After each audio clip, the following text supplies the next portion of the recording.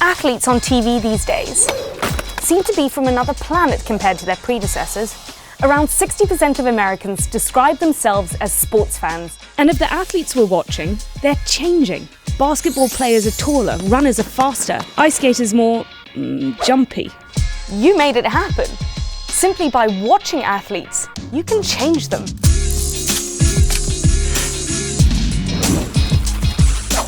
In the 1920s, the average offensive lineman was 6 foot and 211 pounds. In 2011, 6 foot 5 and 310 pounds. An average gymnast would have been 5'3" 30 years ago, and is now on average 4'9".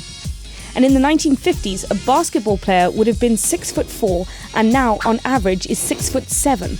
On average! That's not tall, that's high. This is a low point. Performances have changed too. They're faster, further, higher, and stronger. Constant improvement is great and all, and I understand that's sort of the point, but what's actually fueling that drive?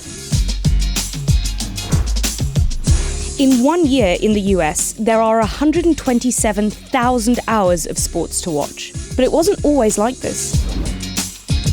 In 1883, Joseph Pulitzer bought a paper called the New York World, and sales went through the roof. This increase in circulation is absolutely enormous, and of course it's down to things like more sensational reporting and including pictures.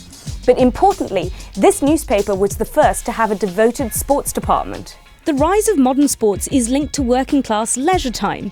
You'd knock off from the factory and run around. Mostly you'd play for fun or something. I don't get it either.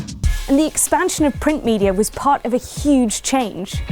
Radio and TV followed, driving the popularity of sports like baseball, boxing, and horse racing. It's going to be a photograph finish, and it's anybody's race. Now we have spectators, people who'll pay to see something extraordinary.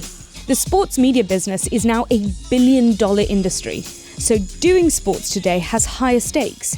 It's literally an athlete's job. There are a lot of factors which feed into sports improvement, whether it's increased fitness or advances in medicine or doping or a wider group of people to choose from and compete against. But there's just no getting away from the fact that it's our love of spectating which is changing the games we watch. Thanks for watching. If you want to see more videos, then subscribe to NBC Left Field, and if you want to see another mixed reality one, then check out the piece we made about New Year's resolutions and why we're all breaking them.